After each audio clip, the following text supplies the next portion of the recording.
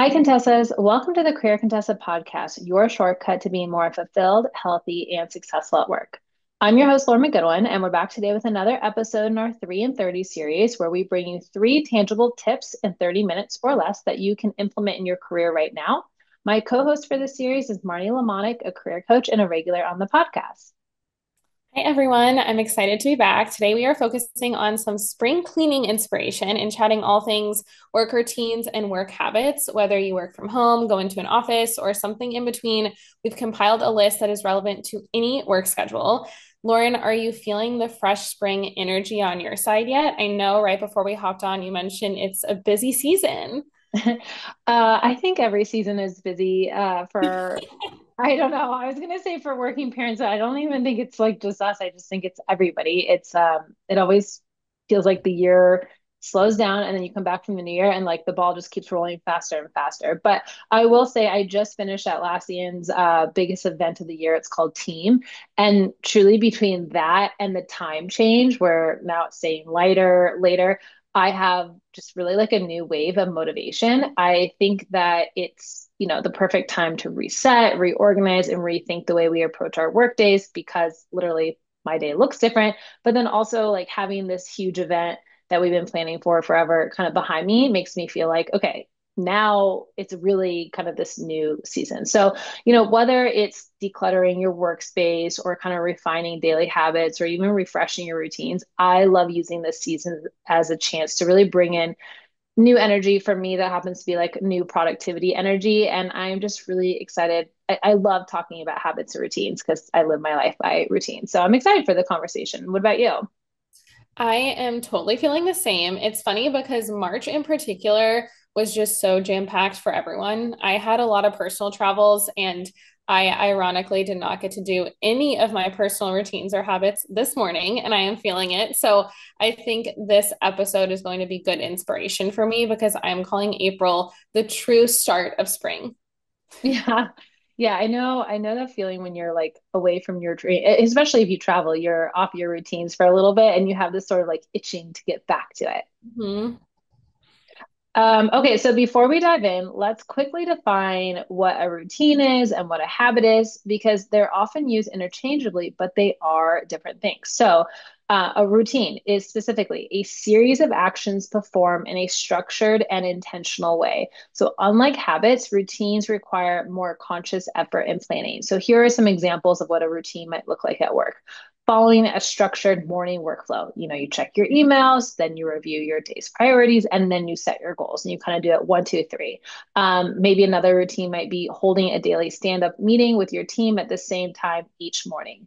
Another example is completing a weekly report every Friday afternoon. That is part of your Friday afternoon routine versus a habit. A habit is an automatic behavior that happens with little to no conscious effort. It just really forms through repetition and becomes ingrained over time. Some examples that work might be checking emails first thing in the morning without consciously deciding to do so. I know we're all probably guilty of sort of rolling over and doing that. Grabbing a cup of coffee before starting work, writing a to-do list at the end of each day. Maybe that's a habit for you. You don't really even think about it. It's just sort of like as you're walking out the door or your home office door, this is something you do. So I do think it's important for us to understand the difference between routines and habits because we'll be talking about both of those. And maybe when you think about it like that, you start to identify, oh, this is a routine versus this is a habit.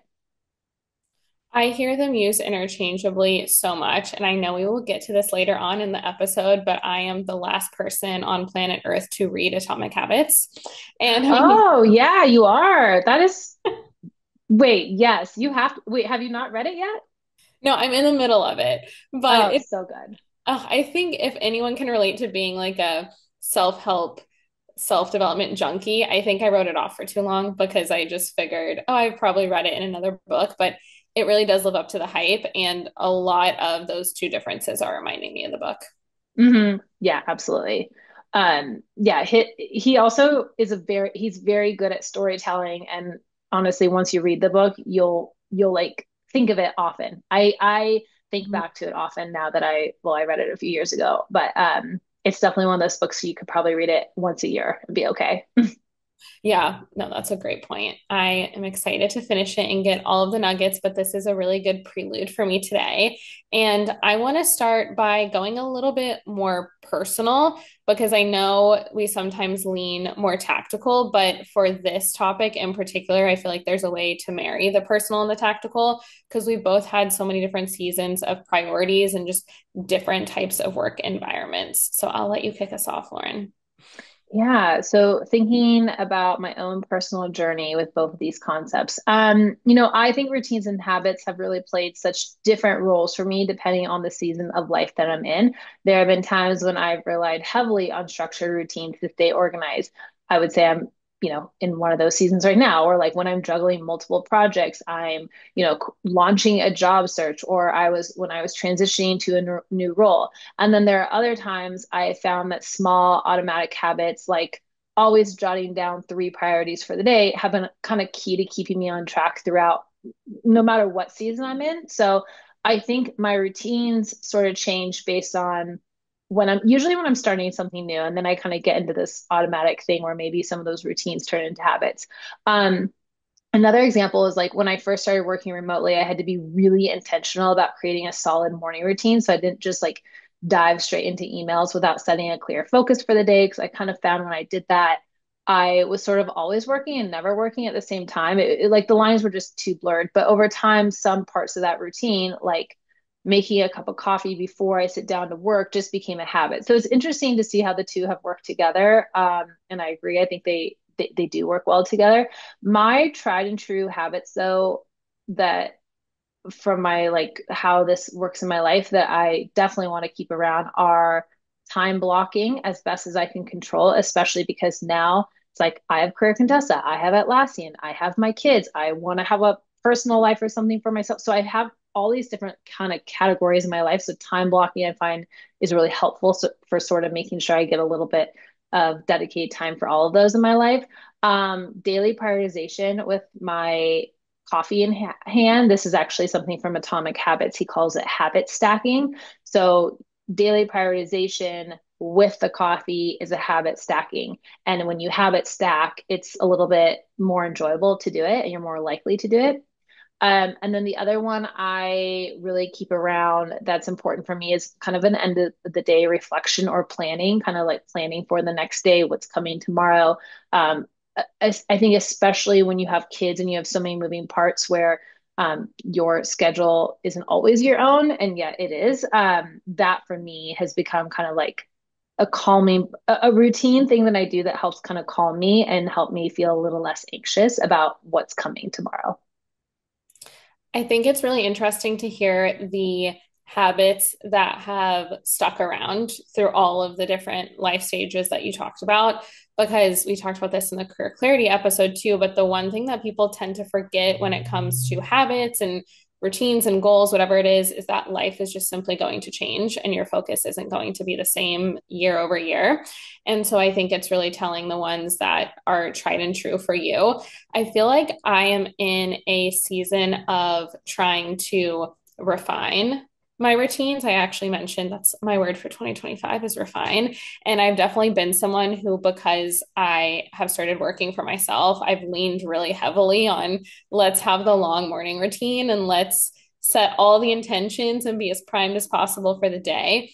And I realized that while that worked for me for a specific season, I'm now in a different spot in my career where I just need more hours in the day and I want to work more and I don't want to hold myself back from getting work done just for the sake of having a 2 hour morning routine. And so that's something I'm trying to unlearn right now is not every routine has to be forever and not every habit will necessarily serve you for every season of your life. My one go to that has been really positive for me, and it's the one that everyone talks about, but that's because it works, is not checking your phone first thing in the morning. If you are in any kind of creative role or you need any type of creative inspiration, I would say this plus 100 because you really feel the difference mentally to where you wake up in your own mind versus you take in the outside world. Yeah, I feel that 100%. It's like waking up and not feeling like a dose of anxiety just smacking you in the face. And I say anxiety because it's like you wake up and you automatically put yourself in this place of comparison, like, oh, what is that person doing? What is that person created? Oh, like I don't know how to describe it other than, I guess for me, I'm thinking of like waking up and not just checking your emails, but like checking your social media or something like that. It's really funny. I did not break the habit of waking up and checking my email first thing in the morning until I had kids. Like I had to have like a physical barrier that was keeping me from doing this. And now it's like, I can't remember where I put my phone in the morning, or like they took my phone or whatever. And so, so it's interesting you say that, because I wish I had done that earlier. Like I love that I don't really check anything work related until I sit down at my desk. But that is not because I am just disciplined with a routine and a habit. That is purely because my mornings are so hectic and that a 2 and 4 year old completely dominate them. Uh, but I don't start work with like dread and anxiety and like comparison first thing, which is kind of nice. Yeah, and I don't think it really matters what the cause is as long as you're getting the benefit of and effects of it, you know? Yeah, totally. Okay, let's talk more tactical takeaways and really split this up by time of day. We want to give you ideas for pre-work, during work, and post-work. We definitely understand not every routine or habit is good for every stage of life. So take what's helpful and leave the rest. And, these are ideas. And also, one of the things I love doing if you are looking for new routines or habits is like asking other people, and it gets the ideas and wheels turning for you. So, again, take what's helpful and leave the rest. So, Marnie, what about some ideas for morning, during work, and after work that you would share? Morning, we already touched on it, but not checking phone first thing in the morning. Or if you are used to checking your phone, you could try to replace checking email or social media with something that's a little bit more positive. If you feel like that automatic response is still there, I know a lot of people have meditation apps that they like, or like a gratitude app.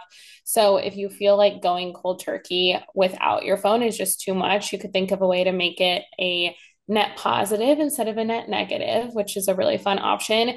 The other one that I really love from a lot of the productivity advice I've read is having some kind of win in the first hour of your day. And this could be small or big, depending on your work situation. So people talk about making your bed, working out. I personally am not someone who enjoys working out in the morning, but I really like getting a work task done that I've been dreading. Have you heard of that concept where it's like eating the frog first? Yes, yes, I actually love that advice. Yeah, it's I feel like that's very entrepreneurial focused, but I think you could swing it to any type of career where you want to do the hardest thing first and just get it out of the way. The other thing that you can do in the morning is have a dedicated time to check your email. And depending on the type of role that you have, Lauren, I'm so curious what your inbox routine has been throughout your career. It can get really easy to just get distracted by email all day and not get anything done. So I have started making a real effort to only check email at certain times of day so that you are in control of your priorities and you're not letting people drag you into theirs every minute. Yeah, what's really funny is I was kind of or with Career Contessa, I was definitely more of a slave to email because that's what we used at Career Contessa, email. Not just like for us on the team, but like with clients, with everybody. At Atlassian, I don't use any email. It's a Slack world, so it's really interesting. I actually feel I love it. Some people don't. They're like, oh, you're just replacing emails with Slacks. But I absolutely am obsessed with not using email if you don't have to. We can turn that into a whole future episode of how I think that like really changes your mental health at work. Okay, and then let's talk about some things. What about, during work? What would you say? Yeah, the best advice that I've heard on just mid work slumps is just something to break up your day. And so I share a few physical ideas for people that are remote working all the time. Just because if you work from home, if you've had a remote job, you get it, you can blink and the day goes by. It's dark and you haven't been outside. And there's something so mentally taxing about that. So getting outside, going on a walk, even just standing versus sitting is great. I also think this break in your day can work just mentally too. If you get to see your coworkers in the office and you can go grab a coffee and walk 5 minutes with someone, just mentally pulling your brain off of work allows you to come back to it with such a fresh perspective, which just allows you to be more efficient. Adam Grant calls this attention residue. So your attention can't, I know it's kind of a gross term for like a smart concept. Your attention can't jump from thing to thing. It has this like residual residue that goes with it.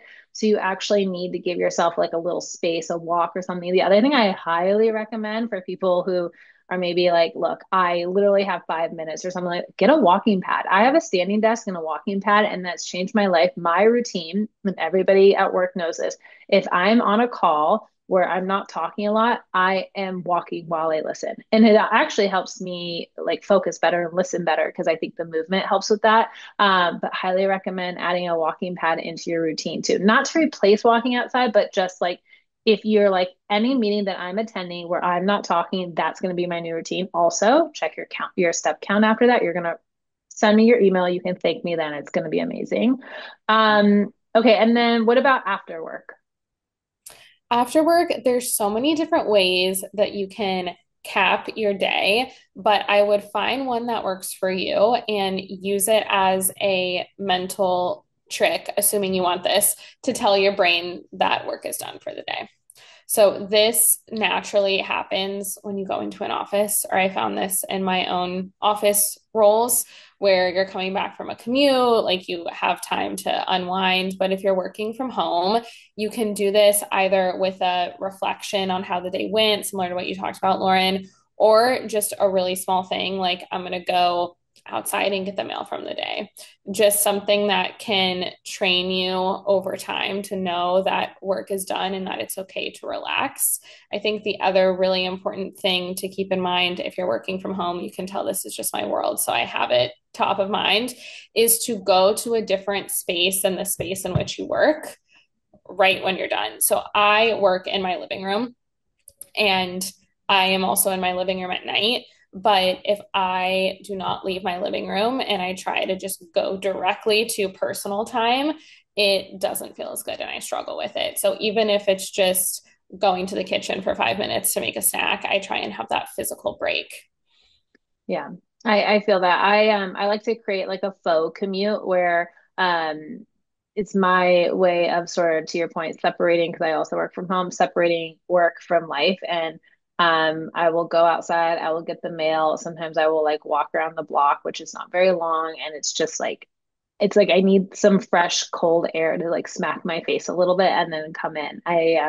I've really enjoyed that. I've also heard some people are like, I light a candle at the end of my day to kind of like, signal to myself it's different. I mean, everyone, depending on your life stage, maybe it's like you actually do leave your office at home and go pick your kids up, and that feels very end of the day ritualistic. So yeah, like the faux commute, whether you work from home or not, like create a commute however you need to, whether you're walking, different room, shutting a door, whatever. I will just say one more note on that too is if you live with loved ones, I think this is actually a really kind thing to do because if you don't create that space for yourself and allow yourself to wind down, then you could be rolling into your personal time Yep. at night with some of the work stress residue, if we want to call it that. So it's almost like a kind thing to do so that you're not inadvertently taking that out on anyone else. Totally. And then you're the parent, and I know we all do this, and we probably all know that, we don't want to do it, is where you're checking emails and your kid doesn't know if you're doom scrolling or you're checking emails. Like they don't know the difference, even though you know the difference. And so I do try to do that so then I can at least be like, I'm putting my phone away. Or sometimes I use this tool called Clockwise with Slack, and it will basically let people know, also obsessed with this, where it lets people know like it's after hours for me. So I like set these hours and then Clockwise will let people know. So if they Slack me, they know why I'm not responding right away and I'll get to it the next day. So I also really like that too. Like maybe having set office hours. So anyone who sends you an email after hours, they get like an automatic response from you or something so that you don't have this urgency to respond. Mm-hmm. Clockwise will set you free. I use that in Yeah. my corporate job too. It is really nice, especially if you're a people pleaser. Yes. And you feel this urgency to respond to everything. Yep. Yep. Yep. Mhm. Hmm. Well, I would love to go back to our roots and talk a little bit about rapid fire. A few of these we've already touched on, but I do think because routines and habits are just such a hot topic, there are some love and hate opportunities. I want to try just weighing in on if we love or hate them and having to pick an extreme to make it a little spicier. Are you down for that, Lauren? Yes, always. Okay, let's start with 1 hour morning routine, and you got to kick it off since I spoke to this a little bit. Love or Um, hate? I I hate this. I hate this. I hate this mostly because I am a mom and having 2 minutes to myself in the morning is like a luxury. So when people are like, my morning routine is a 3 hour routine, I'm like, I have to laugh. I'm like, that is so unrealistic. So not to be a Debbie Downer, but I need a 5 minute routine or less. 2 minutes is better. I need simple things like put this thing in your like I need multitasking things. Like there was a point this morning where all I wanted to do was clean the dishes and I could not create the time just to clean the dishes because someone always needed me. So it's a no, there's no way I'm getting an hour. Hate. Hate. I will say, I think the expectation of a 1 hour morning routine, I also hate. The concept of a 1 hour morning routine happening on the right day, great, love. I think the thing that is so funny about the concept of morning routines and just how intense they've gotten is the whole point is to lower your stress, and somehow you're stressing yourself out more. It's like you're starting the day being like, okay, I didn't do my gratitude journal, I did my meditation. You have so many L's before the day has begun. So I love the concept of like 5 minutes or 2 minutes, something that you know you can do as an easy win and you're not placing unnecessary anxiety on yourself first thing. Yep. Yeah. No, totally. I agree. Like they're meant to help, but somehow us humans have naturally turned this into like a competitive sport, you know? Yeah. Oh, we have a way of doing it. I know the next one, uh, I know what your answer will be, but I'm excited to hear how you explain it, which is task batching, or we could almost call it like time blocking for specific tasks so that you can actually go deep and have hours of flow. Yeah, and I will say I didn't really start to put this into extreme practice until I joined Atlassian because Atlassian is really into this. And so it's sort of like I think there has to be some buy-in at your company with this a little bit too, because otherwise, I don't know. I think maybe the people pleaser in me before would have felt weird having like a 2 hour batch of focus time on my calendar where I'm blocking it off, right? But essentially, reclaiming your calendar, and I can link to this in the show notes, is like a whole research-backed experiment that so Atlassian has a group of behavioral scientists who literally study these things. They're called the Teamwork Lab, and they studied what it is to basically time block your calendar and how to do it correctly. And the results were incredible. So it is something that people buy in at Atlassian. So I want to preface that I can do this and I don't ever feel guilty about it because so do my colleagues. So I will time block time for emails, time to respond to messages. I will time block focus time. I will time block time for calls. I will time block time for deep work, or something like that. Like sometimes I need to have it for creative and like brainstorming work. Sometimes I'm blocking off time to just like review feedback on something. I've gotten a lot better. I used to be very much like I would react to anything that came into my inbox and any message. And what I found is it was almost like I don't even know how to describe it other than like it was like playing whack-a-mole for my brain. Like I just couldn't focus on anything long enough to get it done. And it was kind of like making me antsy and crazy a little bit. And so I have found that time blocking for me, it allows me to sort of be like, okay, this thing just came in. It's you don't have to have this fight or flight response to it because you have time blocked off. Also, it allows me because I have time blocked off for focus work. If something does pop up, it's like I've got a buffer in my day. All of those are things that I need in order to do my best work and be productive and efficient without measuring productivity only by like how quickly I respond to something. So it's like you need to have the mindset shift. You need to have sort of this buy-in for other people on your team doing it because I think it can kind of feel weird to be a lone wolf doing this at work if you're working with other people. But I'll put a link to the research in the show notes because if you are a manager or if you think you can influence your team to do this, I would like highly recommend this as like a general practice to make sure that you are able to create time to work on the things that actually matter. Because too many people spend all day responding to requests and emails and they don't actually get the work done. And that's what this is all about. I think some tough love on this front in particular is totally warranted, what you just spoke to, because I have noticed in myself when I am not time blocking and I'm jumping between a lot of different tasks, it's normally because I am inherently avoiding the thing that I should be in deep focus mode for. And the dopamine hit that I get from responding to an email with a answer that I have, it's almost like a productive procrastination. Yeah, So if totally. you're hesitant to this, and again, you have the space to be able to do it with your work culture or whatever, I would start to examine, is there something deeper that you're putting off? Because we have gotten so creative just as a working species at tricking ourselves into thinking that we're being productive. And I see this in myself all the time. It's so funny.